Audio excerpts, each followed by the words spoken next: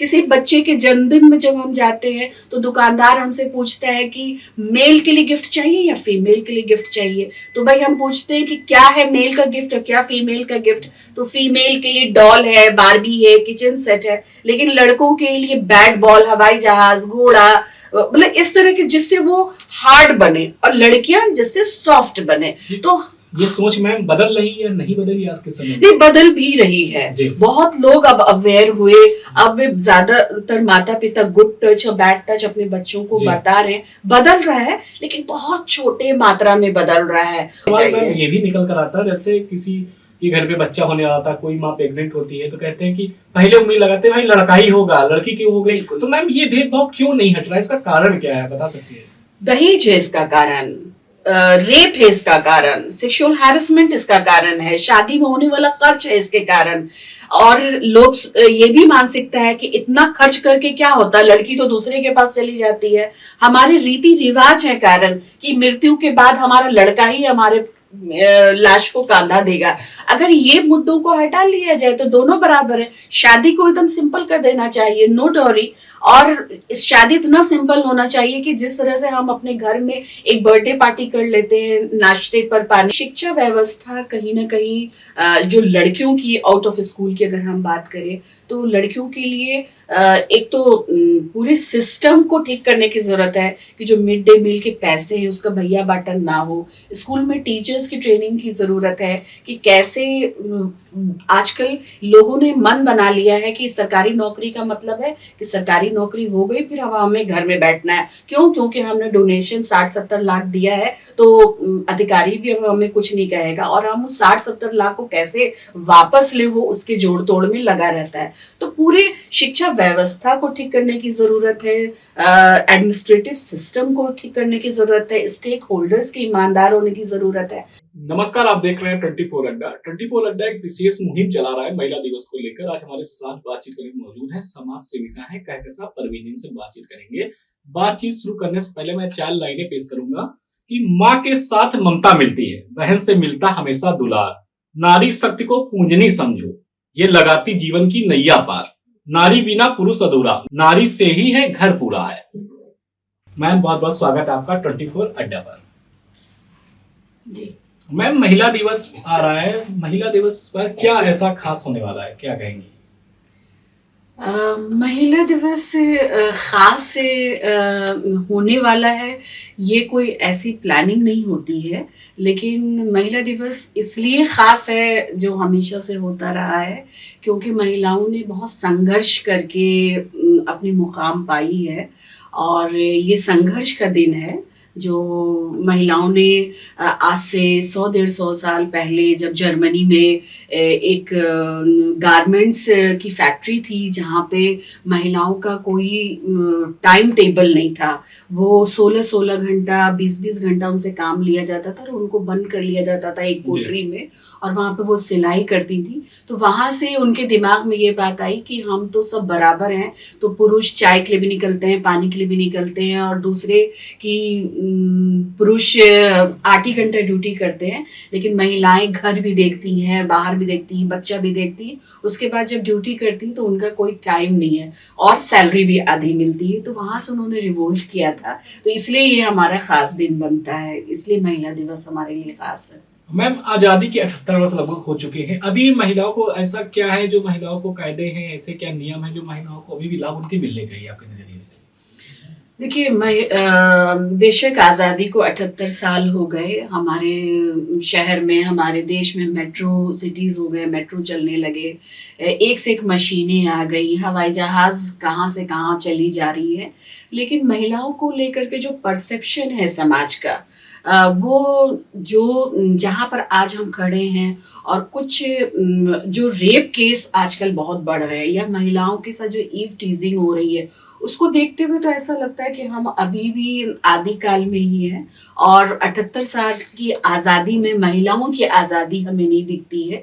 देश की संपूर्ण आज़ादी तभी मानी जाएगी जब हमारी आधी आबादी की भी आज़ादी ह्यूमन राइट्स, कॉन्स्टिट्यूशनल राइट्स के अंतर्गत अगर आती है, महिलाओं को एक मानव के रूप में देखना चाहिए, ना कि उसको सिर्फ सेक्स ऑब्जेक्ट में देखना चाहिए। तो हम कहेंगे कि 78 साल की आज़ादी, देश की आज़ादी तब पूर्ण होगी जब महिलाएं भी रात के 12 बजे निकलने में ये संकोच ना करें कि पता नहीं मैं 12 बजे निकलूंगी तो सेफ हूँ कि नहीं हूँ, या रात का जो शब्द आते के साथ माँ बाप समाज को देखते हुए महिलाओं के साथ एक प्रोटेक्शन का सोचते हैं। तो क्यों ये प्रोटेक्शन है? आखिर पुरुष निकलता है तो सिर्फ एक चोर चोरी का अगर है तो वो महिला पुरुष दोनों के लिए होना चाहिए, लेकिन महिलाओं को चोरी का डर बाद में आता है और उसको बस ये लगता है कि कहीं मैं छेड़ी ना चली जाऊं, मुझे अकेला देख करके कोई किडनैप ना कर ले, हमारा बलात्कार ना हो जाए। तो ये सोच क्यों है? ये मन से, जिस दिन महिलाओं के मन से ये खौफ निकल जाएगी तब मैं देश की पूर्ण आजादी मानूंगी। आपके नजरिए से महिला सशक्तिकरण को आप क्या समझती हैं? महिला सशक्तिकरण को मैं इस रूप में देखती हूँ कि सबसे पहले तो महिलाएं अपना फैसला वो खुद करें, क्योंकि ह्यूमन राइट्स की भी अगर बात करें और हमारा जो संविधान भी अधिकार देता है तो महिलाओं को बराबरी का अधिकार देता है। लेकिन आज जिस युग में है जहाँ पर इंटरनेट है, वाईफाई है और बहुत सारी फैसिलिटीज़ है, रोबोट आ गया है कि हमारे घर के काम वो कर ले रहा है, हमारे पास इतने इलेक्ट्रॉनिक्स सामान आ गए हैं कि घर के काम पल में हो जा रहे हैं, लेकिन महिलाओं की स्थिति वहीं पर है। आज भी महिलाएं सेक्सी के नाम से जानी जा रही हैं, महिलाएं बच्चा पैदा करने के रूप में देखी जा रही हैं, महिलाओं की सुरक्षा की बात चल रही है। तो जिस दिन महिलाएं, हर महिलाएं, मैं ये नहीं कहूंगी कि जो चंद महिलाएं हैं और वो इंडिपेंडेंट अपनी फैसला ले रही हैं तो बस वहीं पर सशक्तिकरण हो गया। अगर हमारे जीरो ग्राउंड से लेकर के महिलाएं, एक जो काम करने वाली, जो बर्तन मांजने वाली महिलाएं से लेकर के जो टॉप इस पर महिलाएं हैं, चाहे वो पॉलिटिशियन हो, चाहे वो आईएएस हो, चाहे पायलट हो, लेकिन हर पद तो संभाल रही हैं, वो संघर्ष तो कर रही हैं, लेकिन उस पद में जो उनके साथ एक नाइंसाफी हो रही है, एक उत्पीड़न हो रहा है, तो वहां से अगर वो जिस दिन बंद हो जाएगा और जिस दिन महिलाओं को देखने का नजरिया सिर्फ एक ह्यूमन बींग्स के रूप में लोग उसको देखेंगे, एक इंसान के रूप में देखेंगे, ना कि सेक्सुअल ऑब्जेक्ट के रूप में देखेंगे, उस दिन मैं संपूर्ण सशक्तिकरण मानूंगी महिलाओं की। महिला सुरक्षा की मैम बात कर ली जाए तो महिलाओं को लेकर देखती होंगी कि बहुत सारी घटनाएं आ जाती हैं। हाल ही में मामला आया था कोलकाता केस का, सबसे पहले देश में निर्भया केस आया, जिसने हम सभी को एक प्रकार से बेटियों के प्रति, माता पिता को चिंता होने लगी, भाई हमारी बेटी कैसे जाएगी। इस तरीके से देश और प्रदेश में जो घटनाएं हो जाती है, मैम अगर बात की जाए इन सारी घटनाओं को आप कैसे देखती है महिला सुरक्षा की, उसकी दृष्टि से? हाँ, महिला सुरक्षा के मैं भी यही बात कह रही थी कि जिस दिन सुरक्षा पूरी सुरक्षित वो मन से महसूस करेंगी, उनको पुलिस को पहरा ना देना पड़े, सरकार को कोई नीति न बनाना पड़े, हमें ये नहीं कहा जाए कि बाहर निकलते वक्त एक भाई को ले लो, या कोई जाके लड़की को ऑफिस छोड़ दे, स्टेशन छोड़ दे, या कहीं शादी में पहुंचा दे। तो ये जिस दिन ये चीजें हट जाएगी, लड़कियां अपने को सड़क पर निकलने में सुरक्षित महसूस करेंगी, घर में अकेले रहने में सुरक्षित महसूस करेंगी, नौकरी से रात में देर रात नौकरी करके लेट नाइट जब लौटती हैं तब वो अपने को सुरक्षित करती हैं। कानून में अभी और महिलाओं के लिए कुछ मजबूती करनी चाहिए, कानून में भी। कानून ऑलरेडी महिलाओं को बहुत सुरक्षित करता है, क्योंकि जब जो कानून ऑलरेडी लागू है, जैसे रेप वाला है, सेक्सुअल हैरेसमेंट का है, sexual harassment at work place का कानून है, अगर इसकी इम्प्लीमेंटेशन लागू से ईमानदारी से होता है और हर इंसान कानून के डर से नहीं, उसको एक मन में औरत के प्रति इज्जत होनी चाहिए, तभी कानून भी उसका साथ देगा। जब ये इम्प्लीमेंट हो जाएगा, ये अच्छे से चलने लगेगा, तो हो सकता है कि हम सोचते हैं कि एक स्टेप और कानून में बढ़ना चाहिए, कि ये मजबूती होनी चाहिए, ये मजबूती होनी चाहिए। लेकिन मैं एक बात और कहना चाहूंगी कि जो अभी आपने कहा कि निर्भया केस सबसे पहला केस था, चूंकि आप उम्र में बहुत छोटे हैं तो आपने अपने उम्र में सबसे पहले ही संघर्ष महिलाओं के लिए वही देखा होगा। लेकिन हम इसमें 2 पॉइंट जोड़ना चाहेंगे कि रेप सिस्टम जो हमारे देश में या पूरी दुनिया की बात कर लीजिए, क्योंकि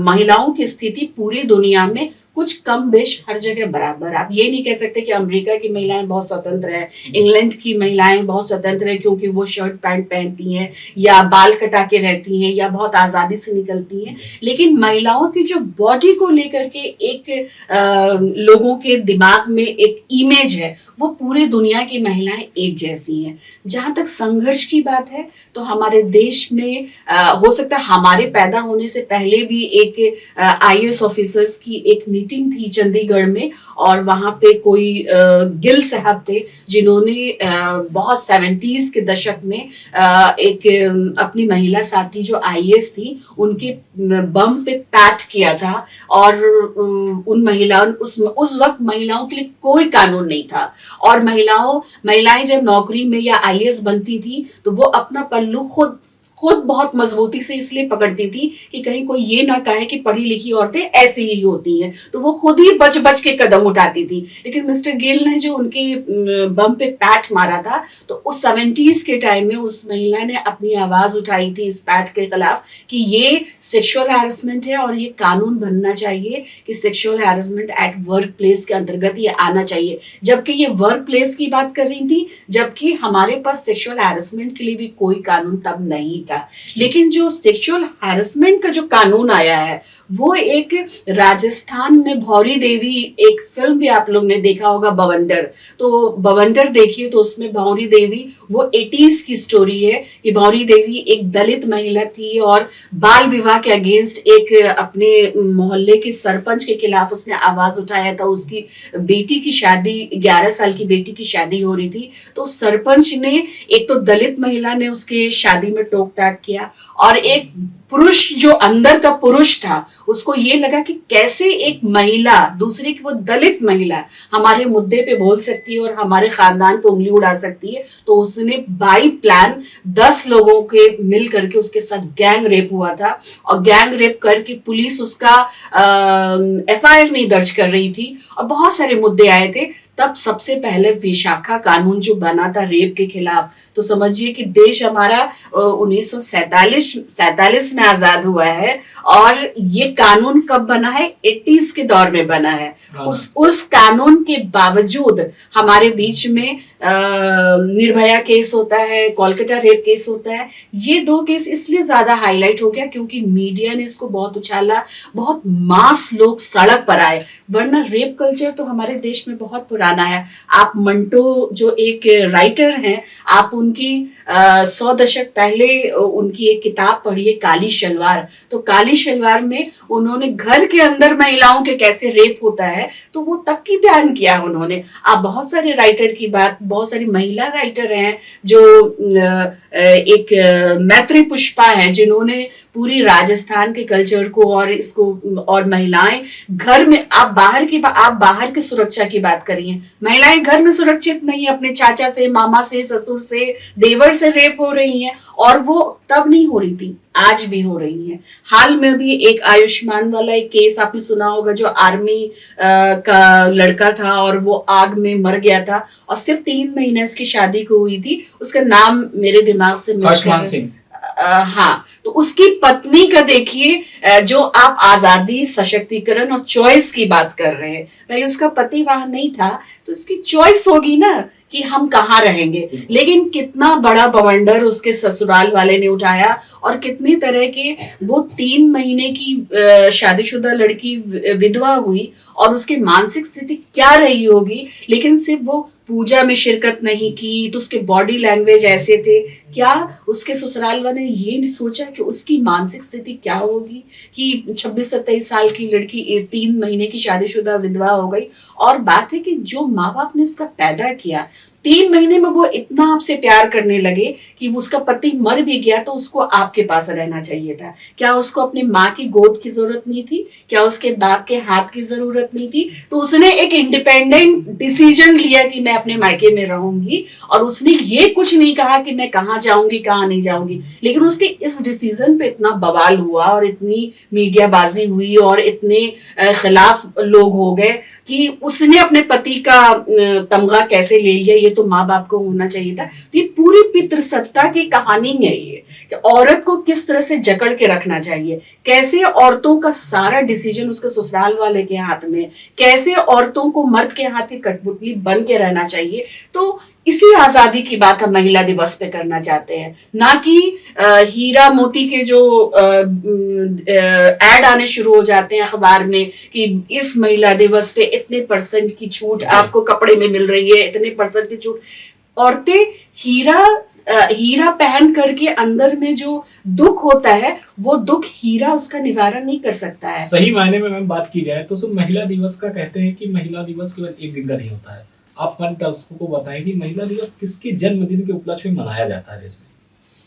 महिला दिवस किसी के मैं पहले भी कह चुकी हूँ कि किसी के जन्म पे नहीं मनाया जाता है। इस दिन महिलाओं ने अपने संघर्ष की आवाज उठाई थी, उन्होंने अपने वेतन के खिलाफ आवाज उठाई थी, उन्होंने अपने वर्क आवर्स को कम करने की आवाज उठाई थी, उन्होंने अपनी एक लेबर लॉ तय करने की आवाज उठाई थी। इस एवज में ये दिवस मनाया जाता है। जहां तक रोज अधिकार की बात है, तो जैसे बच्चा जिस दिन पैदा होता है तो उसका एक बर्थडे मन जाता है कि भाई आज इसका जन्मदिन है, लेकिन ऐसा थोड़ी ना कि जन्मदिन के ही दिन ही उसको खिलौना मिलेगा, अच्छा खाना मिलेगा, लड्डू मिलेगा, अच्छे कपड़े मिलेंगे। भाई जब बच्चा पैदा होता है तो उसकी राइट्स तो वहीं से शुरू हो जाती है, उसको खाना पीने का अधिकार, उसको खेलने का अधिकार, उसको जीने का अधिकार, उसको पैदा होने का अधिकार, उसके एजुकेशन की अधिकार। उसी तरह से महिलाओं की भी सारी अधिकार है जो संविधान में एक आम इंसान को अधिकार है। ये तो संघर्ष के अधिकार की दिवस है, उसको हम मनाते हैं। मैम बात कर लीजिए, ऐसे कहते हैं कि आजाद हमारा देश हो गया, लेकिन लोगों की जो सोच नहीं बदल रही। मैम इसको कैसे देखती है, सोच कैसे बदले लोगों की,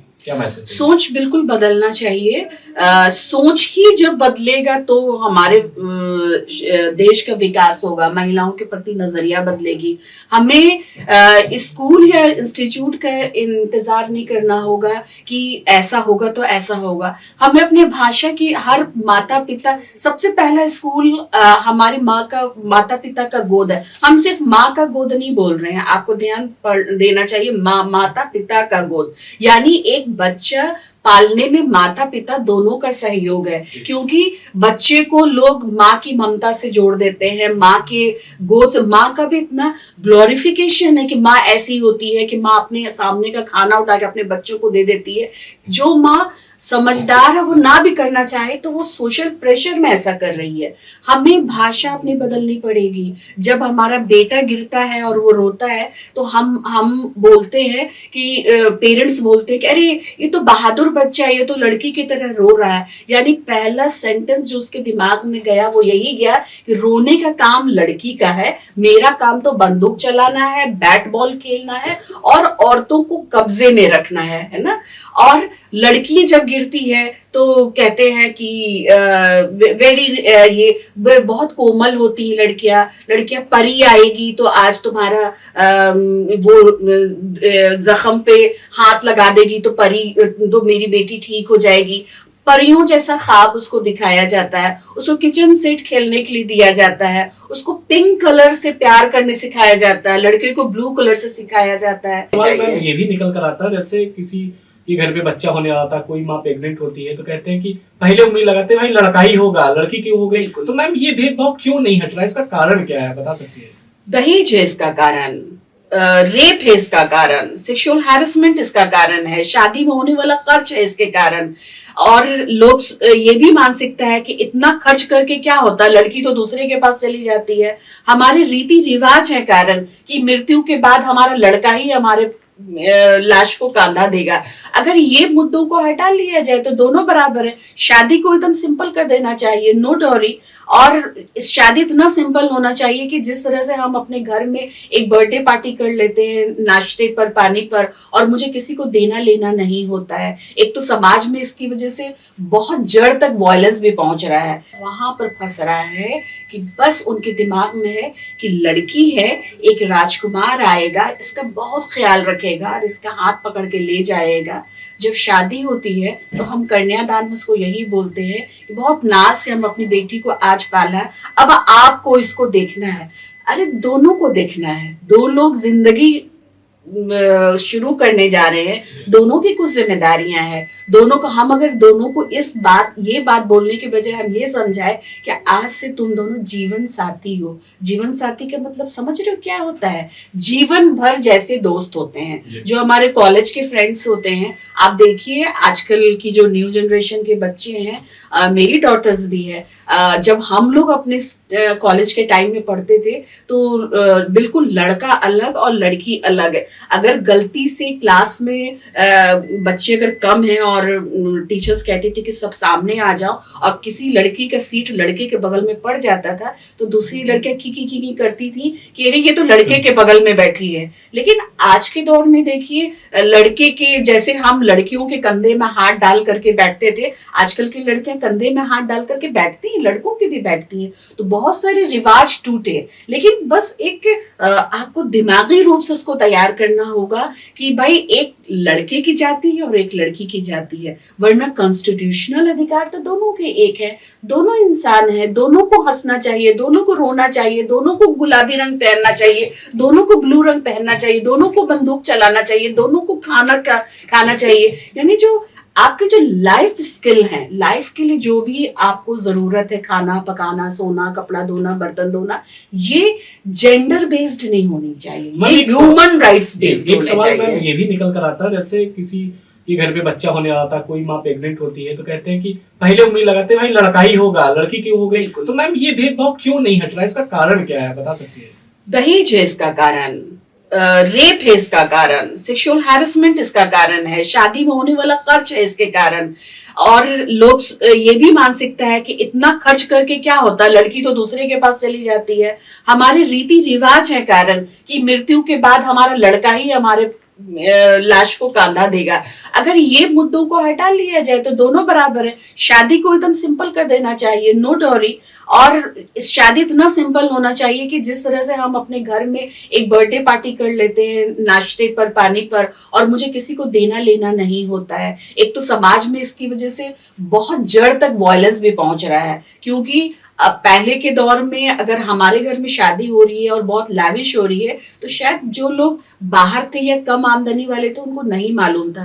लेकिन आज तो यूट्यूब है, वीडियोग्राफी है, सोशल मीडिया है, हम सब यहाँ देख रहे हैं कि गिफ्ट का आदान प्रदान, लैविश सजावट, लैविश खाना, लैविश कपड़े, तो उससे वायलेंस भी बढ़ रहा है। जिनके पास नहीं है, दिल तो भाई बच्चा है, हो सकता है कि मेरे दिमाग में आए कि मैं यहाँ पे डाका डालूं तो मेरे पास भी इतना हो जाए, हम गलत तरीके से कमाई कर लूं तो मैं भी समाज में बराबरी से करूं। तो इन सब चीजों को, मतलब ये वन ऑफ द रीजन है, this is not a main reason, लेकिन ये भी एक रीजन है। हमें अपनी जिंदगी को सिंपल से सिंपल बनानी चाहिए ताकि जो मेरे पड़ोसी हैं, हमारे दोस्त हैं, जो हमारे कम आमदनी वाले लोग हैं, उनको ये लगे कि देखिए इतनी बड़े पोस्ट पर हैं लेकिन देखिए इनकी शादी कितनी सिंपल हुई, या इन्होंने दहेज बिल्कुल नहीं दिया, या जो पड़ोसी जाते हैं कि कितना तोला सोना मिला। इस तरह की भाषा छोड़ देनी चाहिए। जब तक हम इस तरह की भाषा नहीं छोड़ेंगे, या लड़की का कन्यादान कर देना और रोना कि अब लड़की हमारे पास नहीं आएगी। शादी दो एडल्ट की नीड है। शादी ये नहीं है कि लड़का अब नौकरी कर रहा है, अब अकेले रह रहा है तो अब उसको एक बीवी की जरूरत है। माँ बूढ़ी हो गई है तो बीवी की जरूरत है। माँ का हाथ पैर नहीं चल रहा तो बीवी की जरूरत है। भाई अब बुढ़ा हो रहा लड़का तो उसको शादी की जरूरत है। नो, शादी should be declared as a need of two adults, not like a कि हमें खानसामा, भाई मैं अब नौकरी करने लगी हूं तो मुझे एक मेड चाहिए, वैसा नहीं होना चाहिए ना। आप शादी को बहुत हैप्पीली अगर लीजिए, शादी का मतलब अगर समझिए तो बहुत खूबसूरत रिश्ता है शादी। शादी को जितना हैप्पी बनाइएगा, आने वाली लड़की को जितना वेलकम कीजिएगा, उसके घर आने जाने या उसके माता पिता से मिलने या माता पिता की जिम्मेदारी उठाने से अगर आप पाबंदी नहीं करेंगे तो लड़कियां बिल्कुल, जो लोग फीमेल फीटिसाइड कर देते हैं या लड़की की चाहत नहीं होती है या लड़की को लोग बिल्कुल बोझ समझते हैं, ये सारी चीजें खत्म होगी समाज से। मैम जैसे समाज की बात कर ली जाए, बहुत सारी समाज में ऐसी तस्वीरें निकल सामने आती, भाई बीवी कमा रही है, उसके खर्चे से रह रहे हैं। तो मैम जैसे महिलाओं को फ्रीडम दिए जाते हैं तो अभी भी कहते हैं बेटी का मैम कोई घर नहीं होता है, दिखाया सब कुछ जाता है, बेटा तुम्हारा ये भी होगी। तो मैम ये सोच कैसे बदलेगी लोगों की प्रति? कहते हैं बिटिया सब तुम्हारा ही है, तो तुम्हारा ही, लेकिन उसका होता कहाँ मैम? इस विश्वास को कैसे लोग दूर करेंगे? बिल्कुल दूर करेंगे। दो तरह की बातें हैं। हम कहते हैं कि बेटी का पैसा भाई, जैसे कोई मेरे फैमिली में एक बच्ची है जो कमा रही है और वो अभी शादी नहीं करना चाहती है, तो आस पड़ोस वाले लोग यही कहते हैं कि इनको बेटी के कमाए खाने की आदत हो गई है। क्यों? मेरा तो दोनों बच्चा है, क्यों नहीं बेटी का हम कमाई खाएंगे? भाई हम एक उम्र था जब मैंने कमाया और हमने अपने बच्चों को पाला, तो अब हम अगर रिटायर करेंगे तो हमारा बच्चा ही तो मुझे देखेगा। तो इसमें समाज के नजरिया को बदलने की जरूरत है, और समाज कौन है ये भी समझने की जरूरत है। हम आप बोलते हैं समाज को बदलना चाहिए, समाज कौन है? हम भी समाज के हिस्सा हैं, आप भी समाज के हिस्सा हैं। मैं बदल जाऊं, आप बदल जाइए, तो यही तो समाज है। अगर हम दोनों बदलते हैं तो हम अपनी बहन को समझा लें, आप अपनी बहन को समझा लीजिए, हम अपने माता को समझा लीजिए, आप अपने पिता को समझा लीजिए। समाज ऐसे ही तो बदलेगा। हम दो पड़ोसी को भी अगर हम बदल लेते हैं तो समझिए कि दो पड़ोसी का मतलब हुआ कि अगर वो अपने 10 परिवार के 10 लोग को समझाता है और वो अपने परिवार के 10 लोग को समझाता है, तो 25 लोग तो यहीं पे सुधर गए, है ना? तो इस तरह से चीजें बढ़ेगी। तो जिस तरह से धर्म की फैलावा हुई और धर्म को किस तरह से हर कोने में मंदिर किया गया, हर जगह कैंप लगाया गया, हर जगह प्रवचन हुआ, तो आखिर धर्म के प्रति लोगों का रुझान भरा ना। हम डरते हैं ना कि ऐसा करेंगे तो स्वर्ग जाएंगे, ऐसा करेंगे तो नरक जाएंगे। उसी तरह से बेटा बेटी को फर्क को भी मिटाने की जरूरत है। मैं पहले जैसे होता था कहें कि बच्चे कहें टेस्टिंग करा लेते थे कि लड़की है कि लड़का है, सरकार ने उसको बंद कराया। लेकिन मैम इस भेदभाव को खत्म करने के लिए प्रयास तो किए जाते हैं, लेकिन अभी भी समाज में कुछ ऐसी मैम तस्वीरें आ जाती हैं कि कहते हैं कि बेटों ने ही माँ को छोड़ दिया, अनाथ आश्रम में है, माँ बेचारी भटक रही है। कितने आपने देखे कितने बड़े बड़े संस्थान अनाथ आश्रम है जहाँ अभी बहुत सारी माएँ बैठे रहती है मैम। तो इसका मैम कारण क्या रहता है? उसका कारण यही है कि एक तो पैसा और जिम्मेदारी। बच्चों ने पढ़ लिख लिया है और माँ बाप ने खेत बाड़ी सब बेच के अपने बच्चों को पढ़ा देते हैं, फिर वो अपनी जिंदगी में आ जाते हैं। फिर वो नहीं चाहते कि मेरी जिंदगी में कोई इंटरफेयर करे। शुरू में जब मतलब दोनों के कॉम्बिनेशन का रिश्ता है ये, जब हम अपनी बहू को बहुत अच्छे से वेलकम करेंगे, उसको बहुत प्यार देंगे, तो उसके मन में आपके लिए घृणा नहीं होगी और वो अपनी आजादी में आपको खलल नहीं मानेगी। और दूसरे कि गवर्नमेंट को सोशल प्रोटेक्शन स्कीम हमारे रिटायर्ड पर्सन के लिए होना चाहिए कि उसके लिए कुछ क्वार्टर्स हो। अगर बच्चे नालायक हो जाते हैं और अपने माता पिता को वो छोड़ देते हैं, तो गवर्नमेंट की स्कीम होनी चाहिए कि सोशल प्रोटेक्शन स्कीम के अंतर्गत उनको एक घर हो, मासिक कुछ उनको 10,000 20,000 उनके खर्च के अनुसार एक तय कर देना चाहिए कि बूढ़े लोगों को भाई दवा की भी जरूरत होती है, खाने की भी जरूरत होती है। तो इस तरह के कुछ सेंटर्स होने चाहिए। और माता पिता को भी ये सोचना चाहिए कि हम अपनी जो जितनी भी पूंजी है इतना ही खर्च करें कि मेरे लिए भी कुछ बुढ़ापे में बचे, और ये दिमाग से निकाल दें कि हमने बच्चा पैदा किया है तो कल को वो मुझे देखे ही। भाई लायक और नालायक का तो कोई डेफिनेशन नहीं होता है ना। अगर वो मुझे नहीं देखता है तो मेरी इतनी सी इंतजाम होना चाहिए कि हम मानसिक रूप से क्यों डिपेंड है कि मेरा बेटा ही या बेटी हमारा कुछ करेगा। अगर वो करता है तो बहुत अच्छी बात है। भाई ह्यूमैनिटी तो यही कहती है कि आप हर लोगों को रिटायर करना है, हर को उस उम्र में जाना है। जैसा आज आप करेंगे कल प्रकृति आपको वही पल देगी। तो बच्चों को भी सोचना चाहिए और सरकार को भी सोचने की जरूरत है, और हमें अपना भी इंतजाम करके रखना चाहिए। महिलाओं की शिक्षा के सुधार के लिए भी क्या ऐसे हैं आपके हिसाब से सरकार को नियम और बनने चाहिए जिससे महिला की शिक्षा को बढ़ावा मिले?